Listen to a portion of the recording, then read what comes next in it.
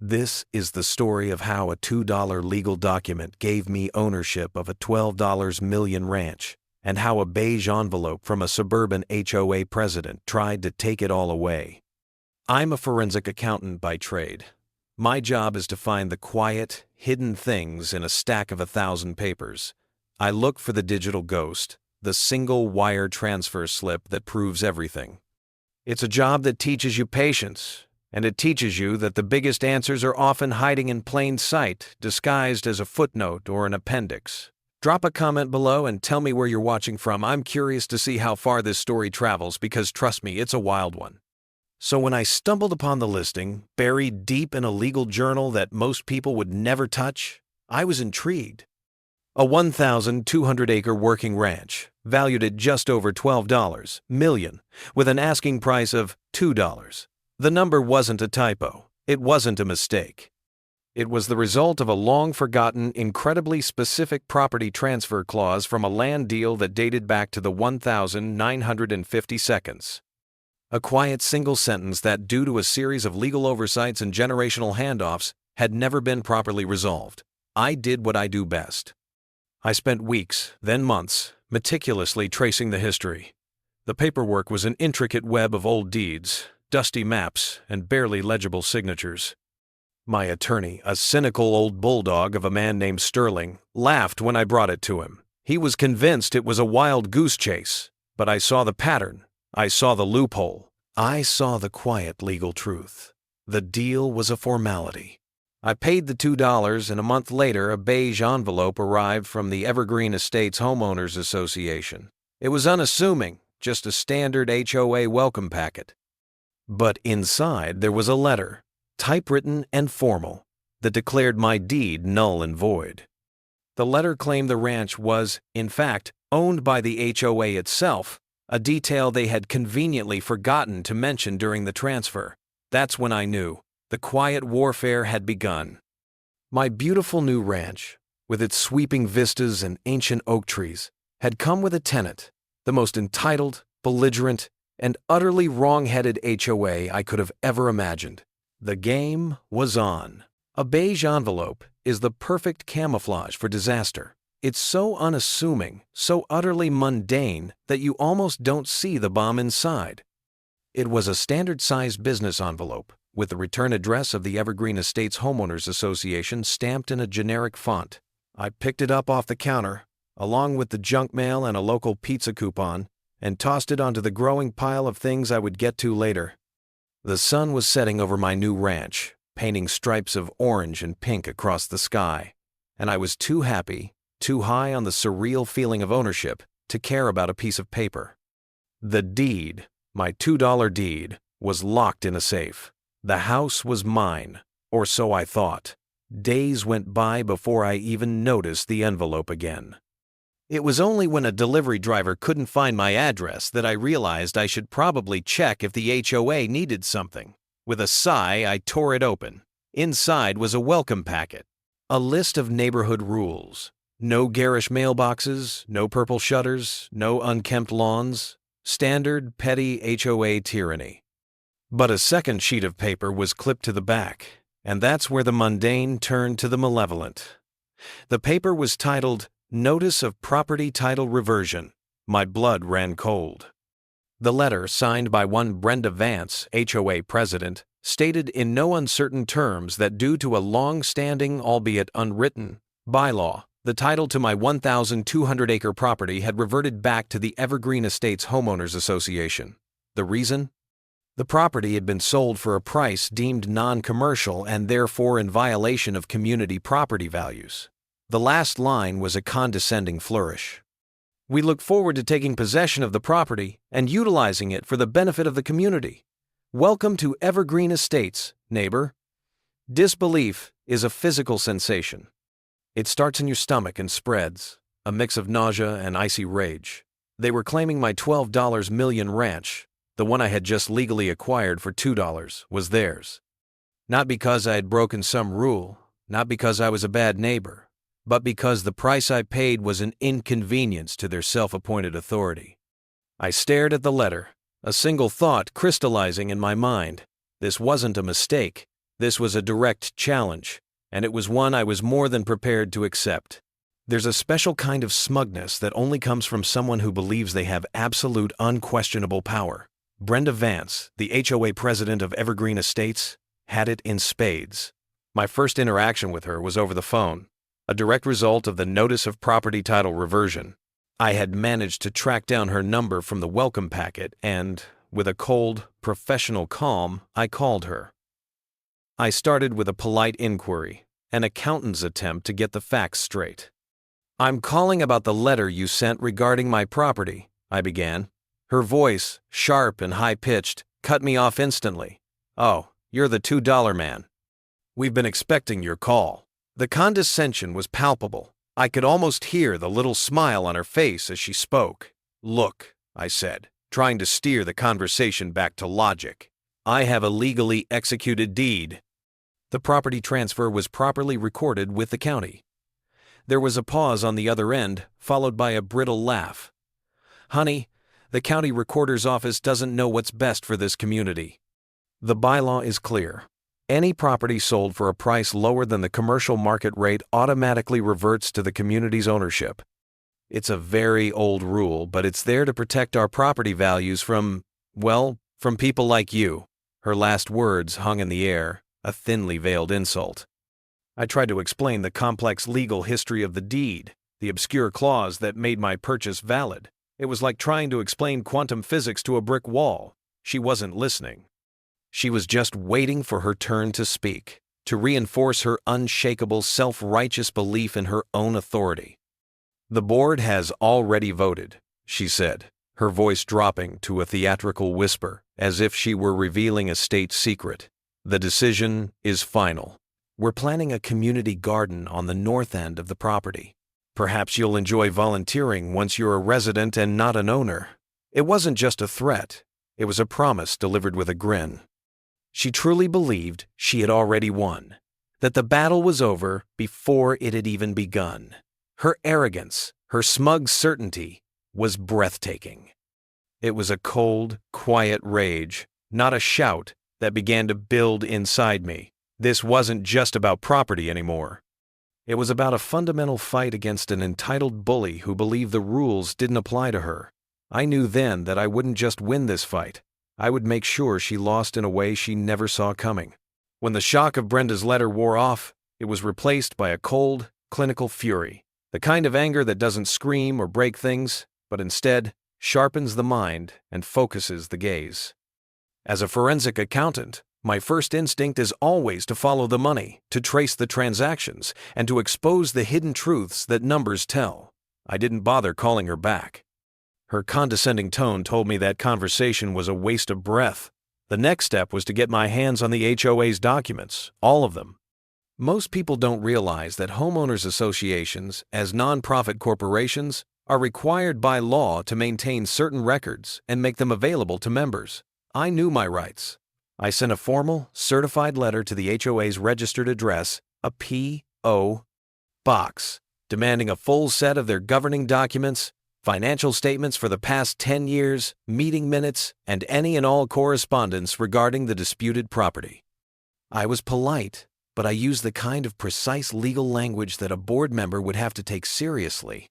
The documents arrived in a series of overstuffed manila envelopes, smelling faintly of dusty paper and cheap toner. The initial review was a masterclass in sloppiness. Financial statements were handwritten and full of unexplained expenditures. There were notes about enforcement actions against a dozen different homeowners, ranging from fines for unapproved paint colors to liens on property for unpaid dues. The meeting minutes were even more telling. They were brief, often just a single paragraph, and consistently ended with a note about a unanimous vote on some minor rule change or spending decision. It was clear that Brenda and her inner circle weren't just running a community. They were running a kingdom of petty tyranny. The history of bullying was evident on every page, a paper trail of 1,000 small injustices. The records were a mess, a tangled web of inconsistencies and outright errors. And in that disorganization, I saw my opportunity. Her foundation was not built on solid legal ground, but on the shifting sand of her own arrogance and the hope that no one would ever be methodical enough to call her bluff. She was a loud, emotional bully, and I was the quiet, detail-oriented professional who had just been given the keys to her entire operation. My digging had not gone unnoticed. I was out on the property one afternoon, walking the fence line and taking notes on a tablet, when a golf cart rumbled to a stop beside me. At the wheel was an elderly woman, her face a road map of fine wrinkles, her eyes kind but cautious. "You're the new fella, aren't you?" she asked, her voice a fragile whisper. "The one with the big ranch." I nodded, a little surprised by the intrusion. "I'm Mrs. Henderson. I live just over the rise." She gestured with a trembling hand toward a cozy-looking bungalow nestled among some pines. She seemed to be a woman who had seen a lot, and in her quiet gaze, I felt an unspoken warning. "I saw your certified letter come through," she said, her voice dropping even lower. "The one for Brenda Vance." She glanced around nervously, as if a bush might have ears. "You should be careful with that one. She doesn't take kindly to people asking questions." I put my tablet away and leaned on the fence post. "She claims she owns my property." Mrs. Henderson let out a dry, humorless chuckle. "That sounds like Brenda. She claimed she owned my prize-winning rose bushes last year because they overhung the property line. Said they were a community asset." The absurdity of it was almost comical, but the fear in her eyes was real. "She's the kind of person who believes her own rules are the only ones that matter, Mrs." Henderson continued. "She ran off the last guy who questioned her, too. Accused him of all sorts of things, made his life a misery. The board just goes along with whatever she says. She was a reluctant ally, a witness to Brenda's petty reign of terror who was too afraid to stand up on her own. She was offering me a warning, not a sword. 'Be careful,' she repeated, her gaze locking with mine. 'She'll come after you for everything.' With that, she put the golf cart in gear and rumbled away, leaving me alone with her cryptic advice. Her words were a chilling confirmation of my own findings. Brenda wasn't just a nuisance, she was a predator, and the community was too scared to do anything about it. I wasn't just fighting for my ranch anymore. I was fighting for every person she had ever bullied, starting with the quiet, fragile woman who had just given me a gift more valuable than any piece of paper: the truth. Brenda Vance, in her zealous pursuit of my ranch, had made a classic mistake. She had become overconfident in a half-truth. The bylaw she was weaponizing was a real one, buried in the original Evergreen Estates Community Charter from 1958. It was a single paragraph, tucked into a long section on architectural standards and landscaping. It read, "Any property within the confines of the Evergreen Estates community, purchased for a price substantially below its assessed market value, may be reverted to the community trust, subject to a unanimous vote of the board of directors, for the purpose of maintaining community values and fiscal stability." On the surface, it seemed to be a perfect weapon for a bully. A legal-sounding cudgel to justify her theft. But as a forensic accountant, I've learned that the devil is in the details, or in this case, in the definitions. The key phrase was assessed market value. In today's real estate world, that term is fluid and complex, based on comparable sales, appraisals, and county assessments. But the 1958 Charter, a document from a time of typewriters and carbon paper, had a very specific and now obsolete definition attached to it. It defined assessed market value as the net book value as recorded by the community trust's ledger. This was the fatal flaw. The original community trust had been a small, almost private entity for the first few years, and its initial financial records were a disorganized mess. The ledger was a single, leather-bound notebook with handwritten entries that had long since been lost. My legal research, confirmed by a trip to the county archive, revealed that a new, more formal ledger had been started in 1965, but the original was never transferred. The original, handwritten community trust ledger was a digital ghost. It had no entries for the initial land transactions, and therefore no net book value was ever officially recorded for my specific parcel. The bylaw, as written, was completely unenforceable. Brenda's entire claim rested on a definition from a ledger that didn't exist. The irony was beautiful. She was trying to enforce a rule that had, for all practical purposes, expired decades ago. She had found a vintage bomb, but the pin she pulled was attached to nothing. Her weapon was a relic, a piece of legal history she didn't understand, and in her arrogance, she had wielded a perfectly useless tool against a man who knew exactly how it was built. Brenda Vance was not a woman who understood subtlety. She was a sledgehammer, not a scalpel. My certified letter requesting the HOA's records must have struck a nerve, because the beige envelopes began to arrive with increasing frequency, each one a little more aggressive than the last. The first was a notice of intent to place lien, a formal-looking document filled with legal jargon that was meant to intimidate. It stated that if I did not voluntarily relinquish the deed within 30 days, they would place a lien on the property for unpaid community dues and maintenance fees. The arrogance was breathtaking. They claimed ownership of the land, yet they expected me to pay for its upkeep. A few days later came a letter about trespassing. It declared that my presence on the ranch was a violation of community bylaws, and that any further entry onto what was now HOA property would result in legal action.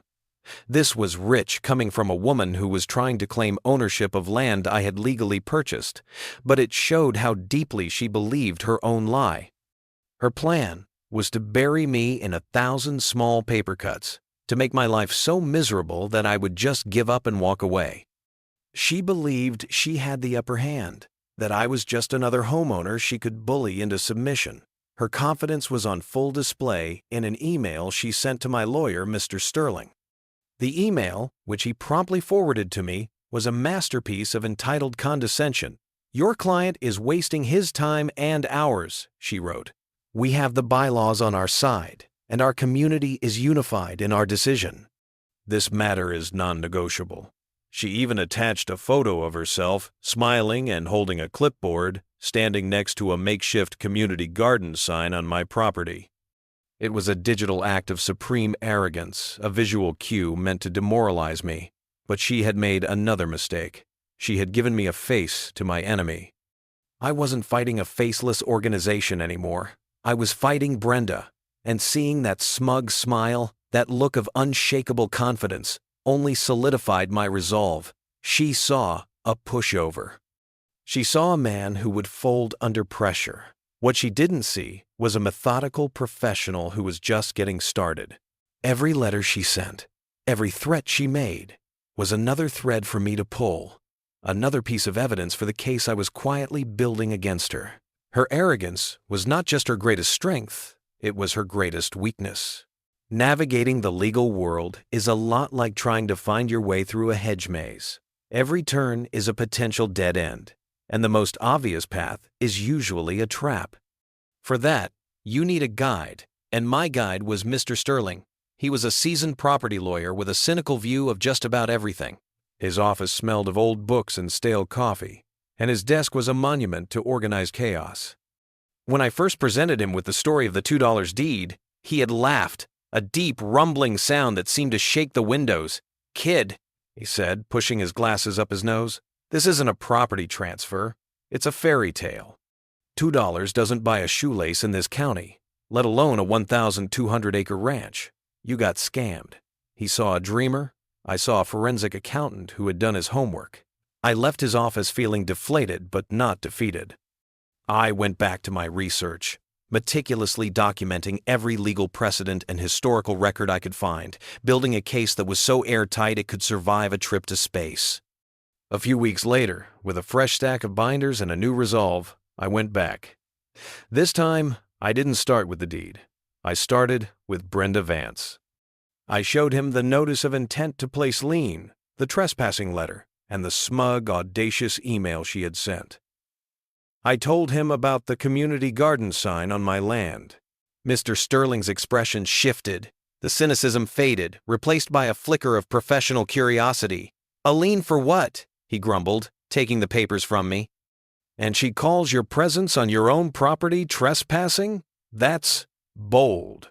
He was no longer looking at me as a fool who fell for a scam. He was looking at me as a man who was fighting a legitimate, if unconventional, war.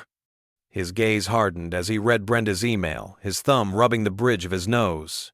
"She's not just a petty tyrant," he said, almost to himself.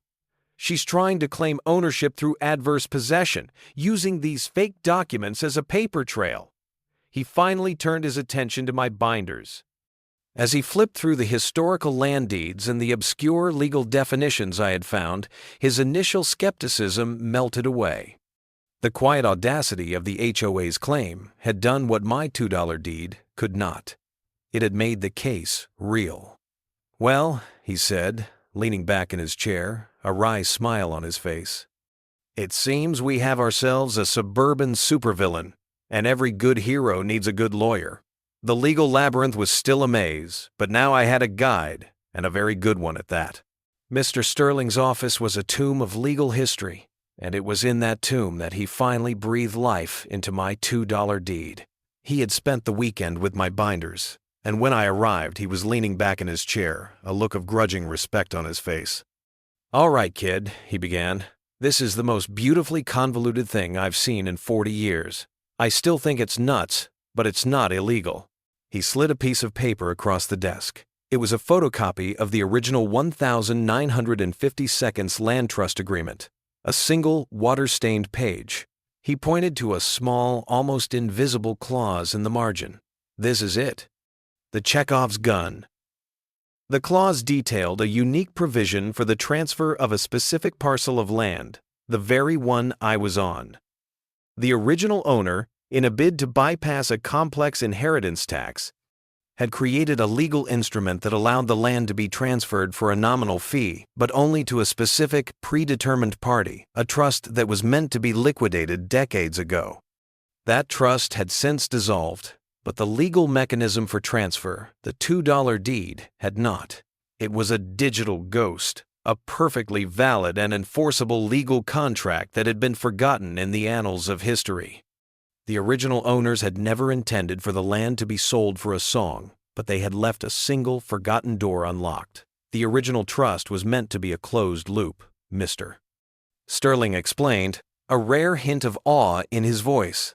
But because it was never properly dissolved and the original deed was never nullified, the door was technically left ajar. The old lawyers, the ones who drew this up, they were paranoid geniuses. They built in a failsafe for everything, but they never accounted for a guy like you, a forensic accountant who would dig through decades of legal arcana to find it. It was a testament to my professional expertise. The land wasn't a product of a scam or a fluke, but the direct result of methodical research. The money, or lack thereof, was not the point. The legality of the transaction was a pure, unassailable fact. My background, my skill set, wasn't just a character quirk, it was the very foundation of my claim. Brenda's argument was based on a flawed bylaw, but my claim was based on an ironclad legal reality. Mr. Sterling leaned forward, a grim smile on his face. "They think they have a club," he said, tapping the document. "But you, my friend, have a perfectly polished, legally binding railgun. Let's go to war." The loading of the Chekhov's gun was complete. All that was left was to fire. Some people hear facts and see an opportunity for dialogue. Others hear facts and see a challenge to their authority. Brenda Vance, it turned out, was firmly in the latter camp. With Mr. Sterling's confirmation of the deed's validity, I felt a duty to offer her one last chance to back down.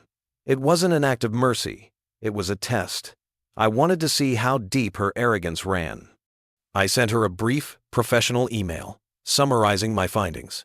I did not mention Mr. Sterling by name, but I laid out the core of my argument in plain, simple terms. I explained that her claim to the property was based on a flawed bylaw whose key term, assessed market value, was legally unenforceable due to the loss of the original community ledger. I included a few lines of the obscure legal language to show that I had done my homework. I gave her an out. She could simply drop her claim, and we could go our separate ways, with the HOA's dignity, what little there was, still intact. Her response was immediate, and a perfect encapsulation of her personality. The email arrived less than 10 minutes later, a single, all-caps sentence: "Your scam will not work. The board is unanimous." She didn't even try to address my legal argument. She didn't ask for clarification or evidence.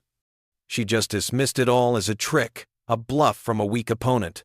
Her confidence was absolute, a fortress of ignorance built on a foundation of entitlement. She was so convinced of her own righteousness that she could not even comprehend that she might be wrong. Her arrogance was a shield, and her dismissal of my findings was a clear sign that she would not be reasoned with.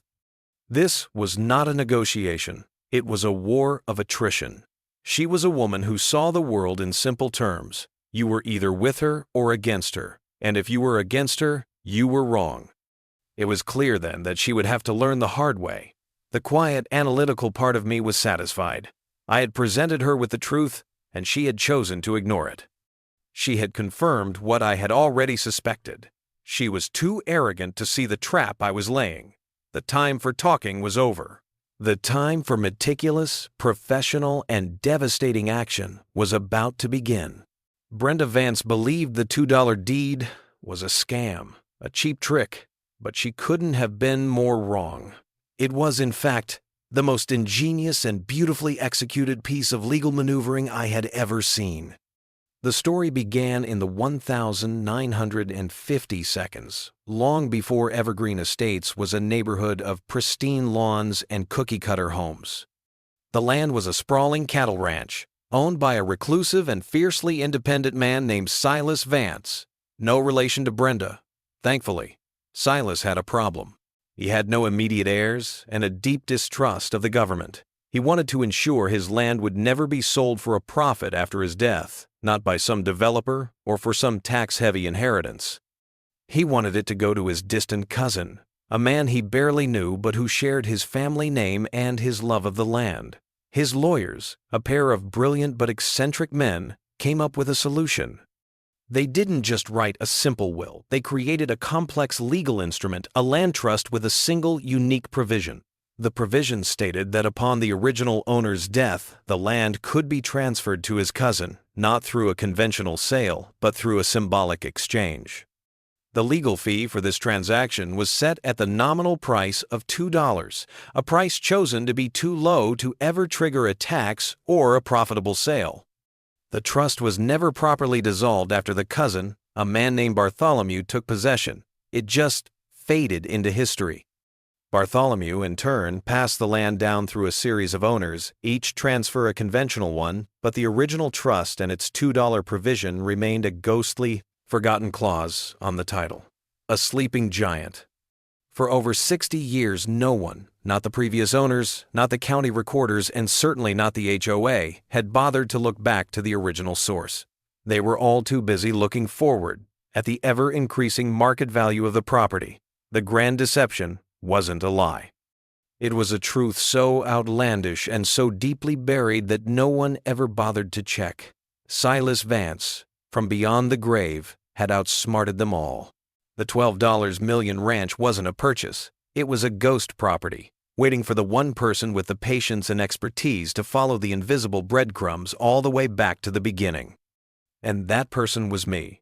The $2 wasn't a scam. It was the key to a legal lock that no one knew existed. My $2 ranch wasn't just a physical property. It was a front-row seat to the slow-motion car crash that was Brenda Vance's public unraveling. After I sent my final email, the one she so arrogantly dismissed, I made a conscious decision to become the quiet guy up the hill. I stopped responding to her letters. I let her phone calls go to voicemail. I became an observer, a silent watcher, and my ranch became a theater for her increasingly unhinged performance. Brenda, mistaking my silence for defeat, grew bolder. She started acting as if her claims were already a settled matter. I would watch from my living room window as she drove her golf cart up my private drive, clipboard in hand, with 2 other board members in tow.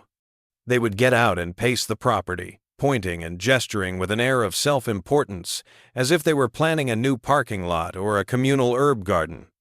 I saw her attempt to put up a new fence line, a thin wire barrier that didn't even make it 100 feet before I had my grounds crew take it down. She even tried to have a surveyor come out, but a quick and professional call from Mr. Sterling's office to the surveying company shut that down immediately. The boldest stunt, however, was at the front gate. She had a custom sign made, a large, ornate plaque that read, "Evergreen Estates Community Trust Property. All visitors must check in with the board." She had it nailed to my front gate with a self-satisfied flourish. I simply waited until she left, then had my own crew remove it and replace it with a much simpler, more direct one. Private property, no trespassing. Violators will be prosecuted to the full extent of the law. It was a simple declarative statement, the kind a professional makes when the conversation is over. Brenda saw me as a quiet fool, a man who would retreat from a paper tiger. She didn't realize that in her escalating public stunts, she was providing me with the one thing I needed most: a rich, undeniable paper trail of her fraudulent and illegal activities. Her arrogance was a self-destruct button, and she was pushing it with gleeful abandon, all while I sat up on the hill, watching, waiting, and building my case, brick by painstaking brick. Brenda Vance was busy making a public spectacle of herself, but I was focused on a much quieter, more methodical task. While she was putting up signs and pretending to own a property she didn't, I was sitting in my study, surrounded by a dozen monitors, engaged in what I could only describe as a digital ghost hunt. This wasn't about drama. It was about precision. My experience as a forensic accountant taught me that the truth is almost always hiding in the smallest details. I started with the HOA's financial records. They were a mess of sloppy bookkeeping, but the inconsistencies were a goldmine.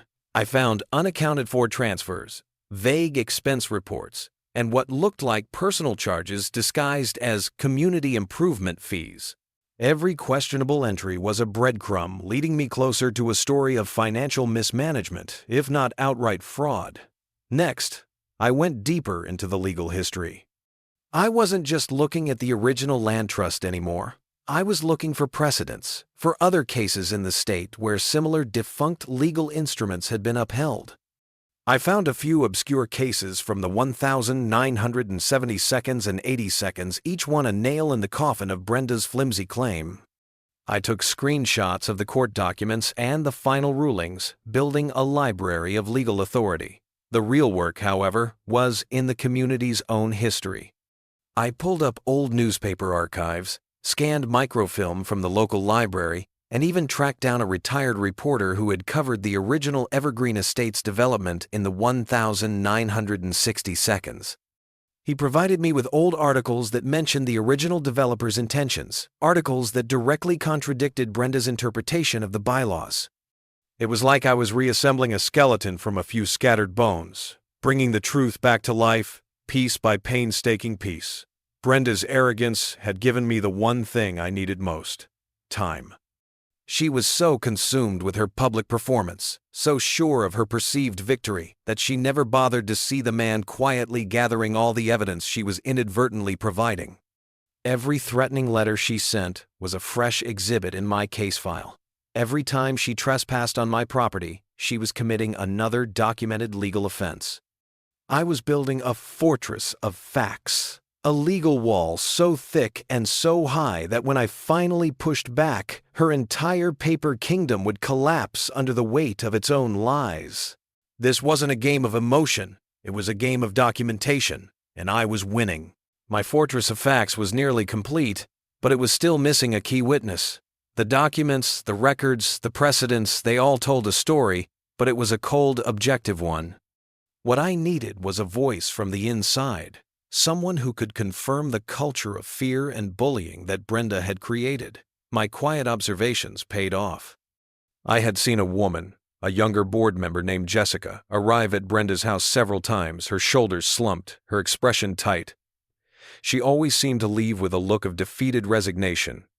One afternoon, I saw her loading groceries into her car at the community store, and I knew this was my chance. I approached her carefully, not with accusations, but with an offer of a quiet conversation. "Hi, my name is Chris," I said, extending a hand. "I live up on the ranch. I think you might know Brenda Vance. Jessica's face went white. She glanced around nervously, her eyes darting away from mine. I don't know what you're talking about. I didn't push. I simply handed her a plain white business card with only my email address on it. I'm not here to cause trouble. I just think you might have information that could help both of us. Brenda can't keep doing this. I walked away and left her with the card, a silent invitation to trust me. The email arrived late that night. It was from a burner address, a clear sign of her fear. "What do you want to know?" the message read. I replied with a single direct question. "Tell me about the unanimous votes." Her response was a torrent of information. She told me how Brenda would hold impromptu meetings in her kitchen where she would bully and intimidate the other board members into voting her way. There was no real discussion, no real vote. There was only Brenda's will. She sent me photocopies of meeting minutes that Brenda had falsified and a screenshot of a text message where Brenda threatened to make a fuss at her son's soccer practice if she didn't fall in line. Jessica wasn't a hero. She was a reluctant ally, a person pushed to their breaking point. She saw me not as a savior, but as a last resort, the only one strong enough to challenge the monster she had helped create. Her information was the final piece of the puzzle. The human element that turned my case from a collection of cold facts into a story of righteous justice. She was the witness, and with her help, I was ready to move from defense to offense.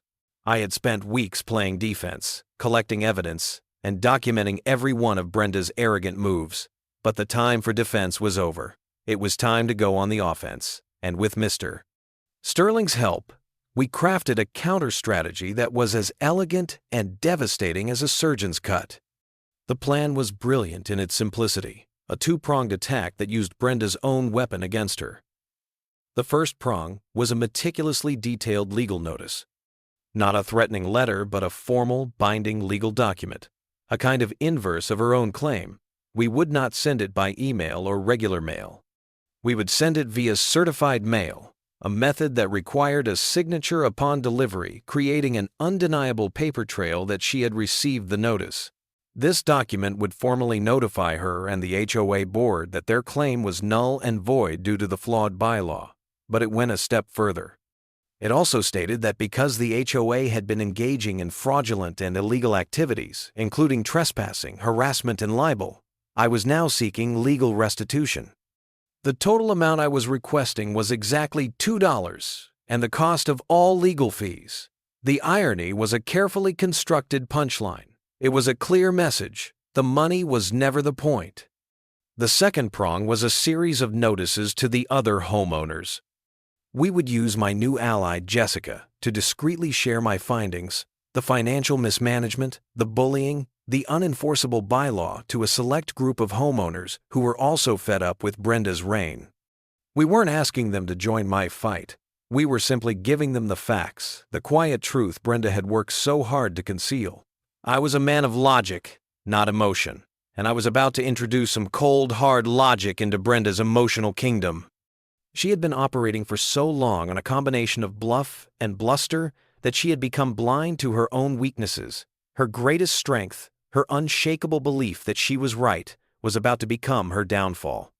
The trap was set. Now, all that was left was to spring it and watch the suburban warfare unfold.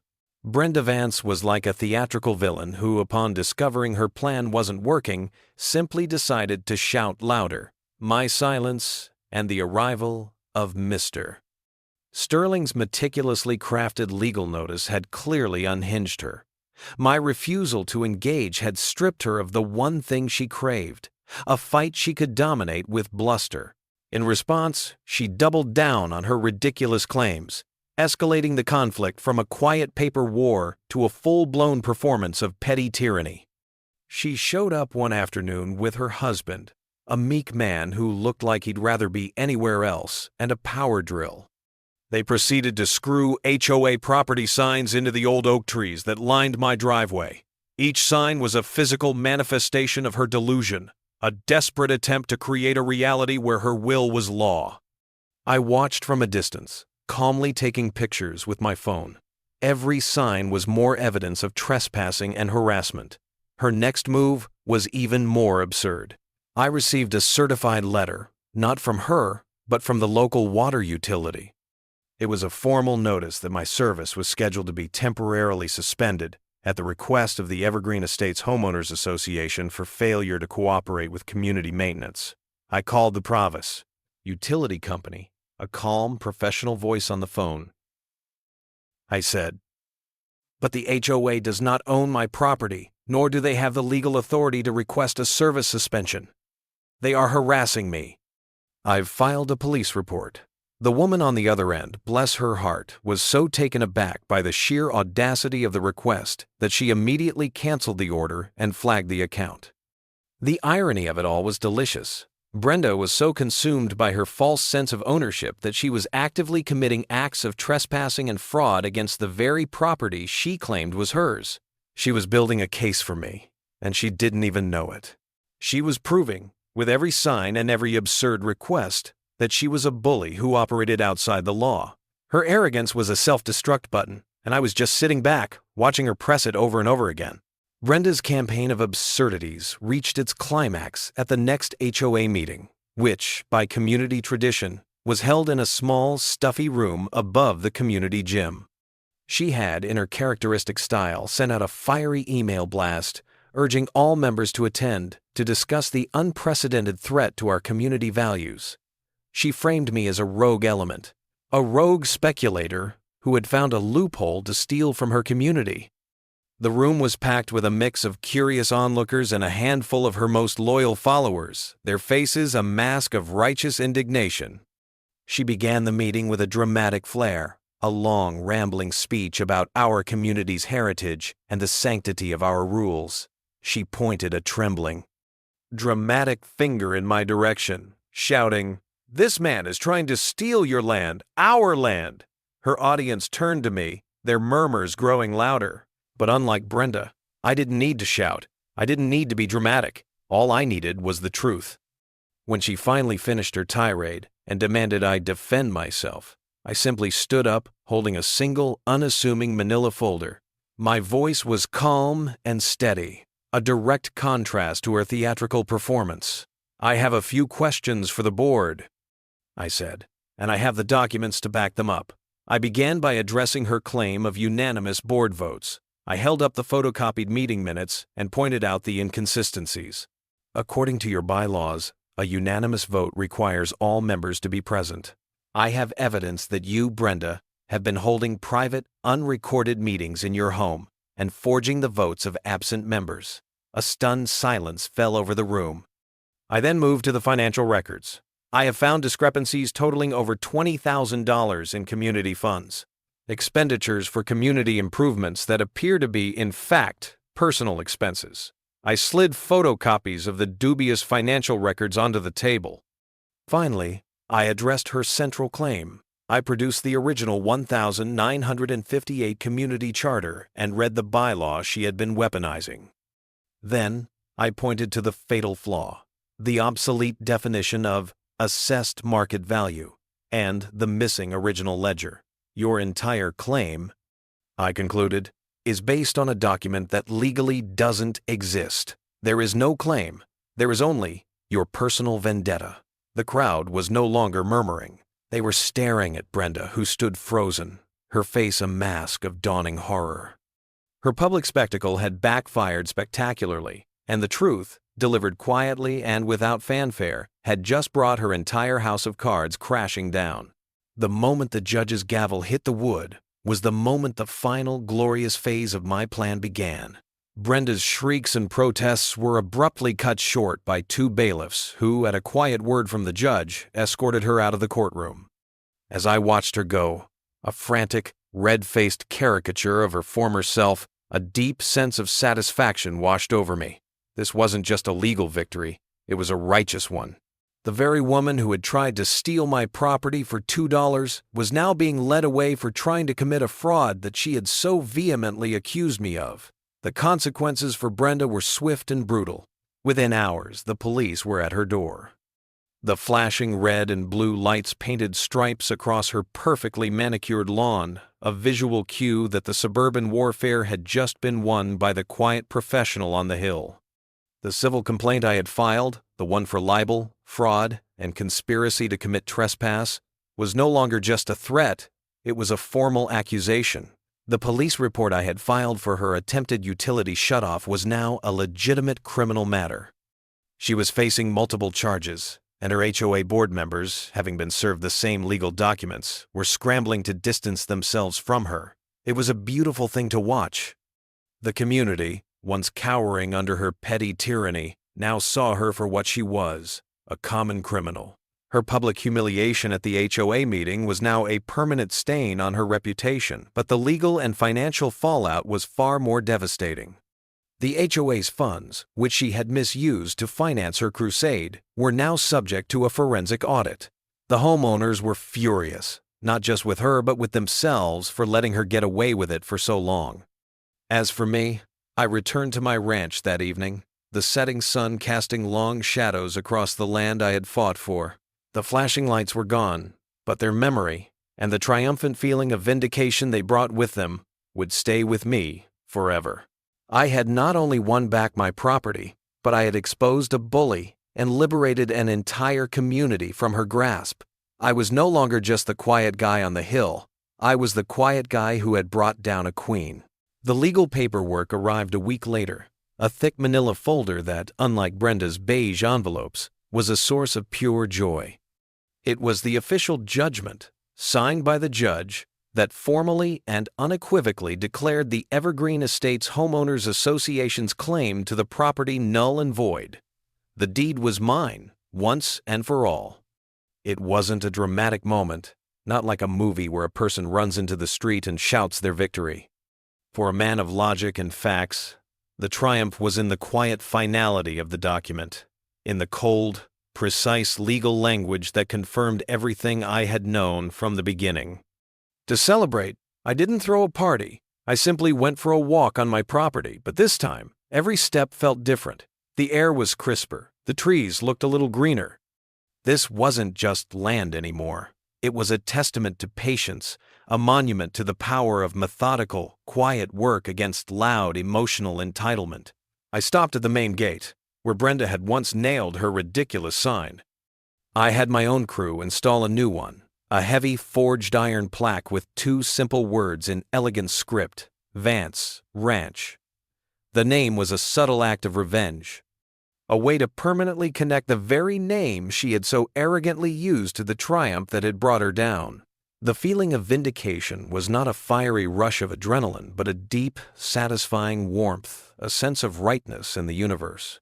I had not just won a legal battle, I had won a philosophical one. I had proven that facts and truth will always, eventually, triumph over arrogance and a lie. I was the quiet guy on the hill, and now the entire community knew my story, a testament to the idea that some fights are worth fighting, not for the money, but for the principle of it all. I had come to this ranch with $2 and a hunch, and I was leaving this legal battle with my property, my dignity, and a profound sense of closure. The ranch was mine, and no one, not Brenda Vance or anyone else, would ever be able to take it from me. The quiet war was over, but the aftershocks were still being felt throughout Evergreen Estates. The community, once a silent victim of Brenda's reign, was now a buzzing hive of activity. The news of her downfall spread like wildfire, carried by whispers, phone calls, and hushed conversations at the community store. The other board members, having been blindsided by the legal action against them, immediately resigned and publicly apologized for their oversight. They had tried to save their own skin, but the damage was done. The HOA itself was in a state of chaos. Without Brenda's iron fist, the organization was rudderless. Its funds had been frozen pending the forensic audit, and without Brenda to intimidate them, the other homeowners were now asking pointed questions about where all the money had gone. The metaphor of suburban warfare was fully realized. The battles weren't fought with guns and tanks, but with legal documents, certified mail, and the cold, unyielding power of fact.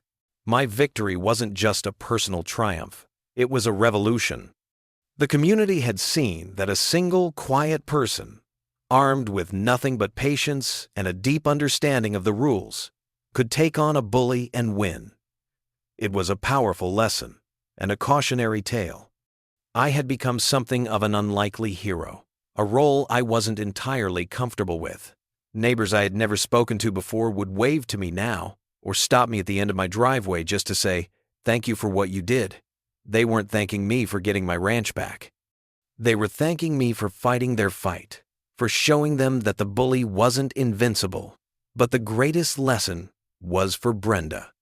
Her kingdom had collapsed, her reputation was in tatters, and she was facing a legal and financial reckoning that would leave her with nothing. She had tried to steal millions with a lie, and in the end, she had lost everything to the quiet $2 truth. The war was over, and the quiet man on the hill had won. The community was no longer a kingdom, it was a true neighborhood again, and that, more than any deed, was the real victory. There are days when I walk the fence line of the ranch, and I can still feel the ghost of Brenda Vance's arrogance. I can almost hear the rumble of her golf cart and the clatter of the signs she so arrogantly tried to nail into my trees. But then a breeze kicks up, rustling the leaves, and the feeling is gone, replaced by the deep, quiet satisfaction of an undeniable victory. The world, in its chaotic way, has a funny kind of justice. I came here with $2 and a hunch, and I'm here now with a $12 million ranch, and the feeling is not one of material triumph, but of profound vindication. I didn't just win a piece of land. I won a fight for what was right. The battle wasn't for the money, but for the principle, and that is a victory that no one can ever take away. The view from the ranch is a little different now. It's not just a collection of trees and fields. It's a monument to patience, a testament to the fact that the quiet guy who does the work often wins in the end.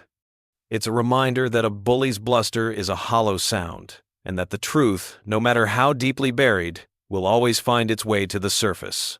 Brenda Vance and her kingdom of entitlement are now a distant, unpleasant memory, a lesson learned. As for me, I'm just the quiet guy up the hill, with an iron-forged deed and a $2 reminder that sometimes the biggest truths come in the smallest, most unexpected packages.